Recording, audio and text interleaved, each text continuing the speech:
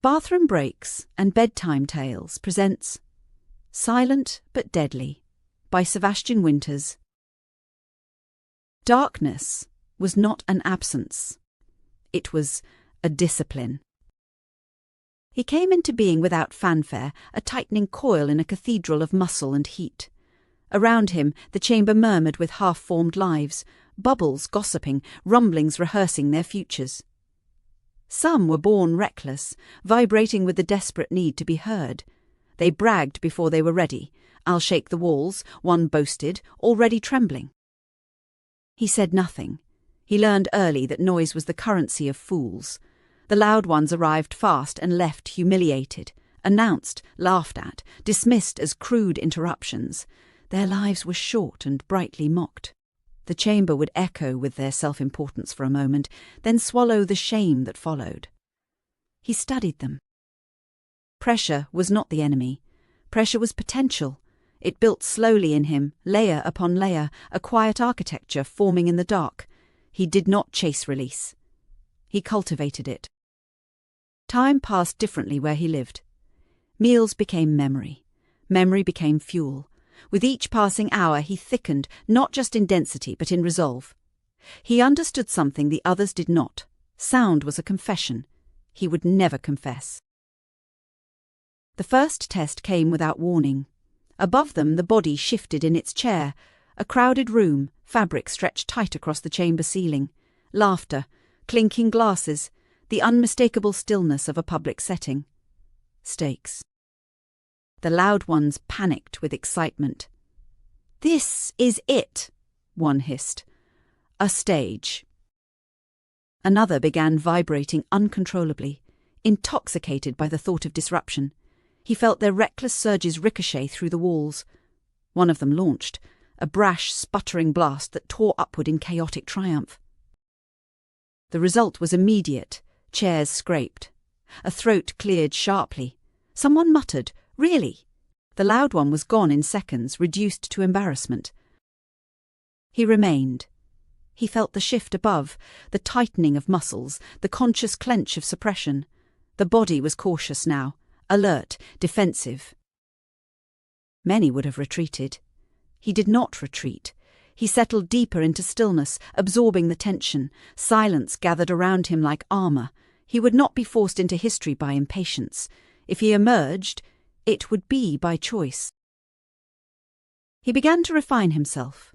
Release was not merely an act, it was geometry. He studied the pathways, the angle of ascent, the elasticity of the gait, the microsecond between intent and action. He learned to move without agitation, to advance without ripple, to become not a burst, but a seep. The chamber grew quieter around him. The others had either spent themselves foolishly or faded into nothing. He endured. Above, the evening stretched on. Conversation deepened. The body relaxed again, lulled by time and distraction. Guard lowered. Attention scattered. This was the moment most mistook. The loud ones always struck when silence fell, craving reaction. He understood better.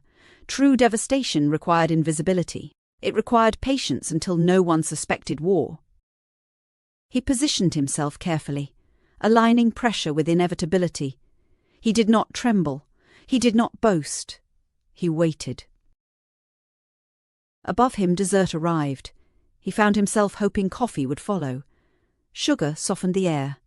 Wine loosened posture. The body leaned back, satisfied, guard down, not from vigilance, but from comfort.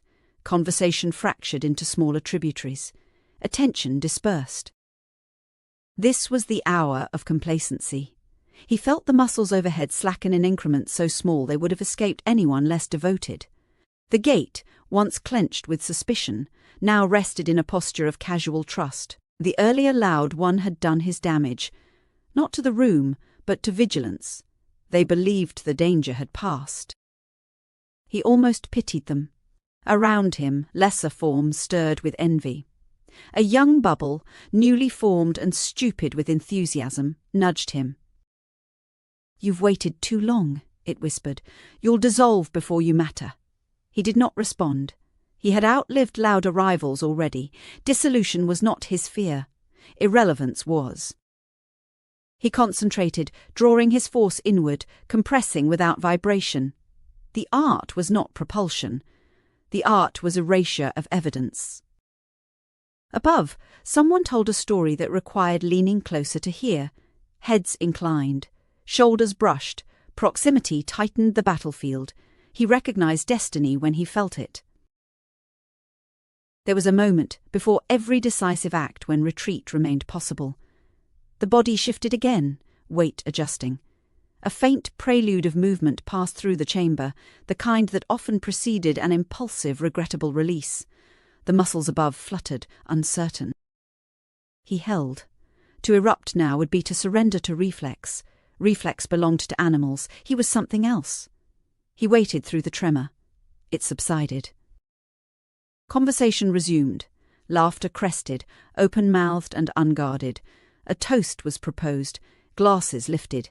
The body inhaled deeply, chest expanding. Air moved downward. He rose with it, perfectly aligned with breath, not pushing, not forcing, simply accompanying inevitability. The gate parted. He passed through without sound, not a tremor, not a whisper, just absence of resistance. Freedom was colder than he expected. He entered the world as a ghost, invisible, unannounced, untraceable. The room continued as if untouched.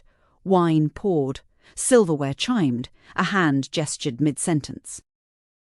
He dispersed with intention, not haste. This was the difference between noise and influence. He did not attack in a wave. He unfolded in layers, drifting low, hugging fabric, weaving through chair legs and polished wood.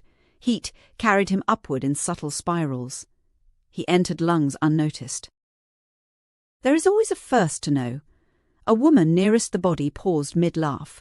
Her smile faltered by degrees too small for immediate detection. A blink. A slight tightening at the nostrils. She did not speak. Her eyes shifted sideways. The man beside her inhaled next. His brow furrowed, almost academically. He searched the air for an explanation. The room did not yet understand. He expanded quietly, patient even in victory. The change was not explosive. It was dawning. Recognition does not arrive with trumpets. It begins as doubt, then certainty and a subtle shift toward practiced but uncomfortable decorum. A fork pauses halfway to a mouth. A sentence trails off. Someone shifts in their chair and inhales again, cautiously this time, as if verification might redeem the first impression. It does not. Brows knit. Eyes narrow. The woman who noticed first leans back, subtly, creating distance without accusation. The man beside her clears his throat, a polite shield against the unspeakable. No one heard anything. That is what unsettles them. Sound can be located. Sound can be blamed. Sound offers direction, but this is atmospheric, democratic, indiscriminate. The table fractures into further micro-movements. Jackets tugged closer. Noses brushed with knuckles under pretense. A window is considered, but not yet approached, because to stand would be to acknowledge. He moves among them like a rumour. Across the table, someone ventures the smallest of glances toward the body. The body remains composed, sipping wine, expression neutral, posture dignified. No confession, no visible tremor. He feels a flicker of pride. Blame begins its quiet migration, not toward the source, but toward the vulnerable, the one who arrived late, the one who ordered the stew, the one who has always been slightly suspect. All he has done is exist. The room does the rest. Power, he realizes, is not in the act. It is in the aftermath. Conversation attempts to resume but never regains its rhythm. Laughter returns thinner, forced through tightened throats. Someone finally rises under the noble excuse of fresh air and cracks the window. Cold night slips in. He feels it immediately. Dilution. Edges softening. Identity dispersing molecule by molecule into something less personal. He does not resist. Resistance is for those who fear disappearance. He has achieved what the loud ones never could. Not a moment of noise, but a shift in atmosphere. The memory will linger longer than his form. They will speak of this evening later, not directly, never directly, but in the coded language of discomfort. Something changed after dessert. Yes, something did. He thins further, spreading toward corners into curtains beneath the tablecloth. He becomes less assassin and more weather. Outside, the night absorbs him without ceremony. Dissolution is not defeat, it is return. He feels himself unravel into the greater current of air, no longer singular, no longer named. The chamber that forged him is far below now. He is mostly forgotten. But there is new pressure, new ambition. They will not remember him precisely.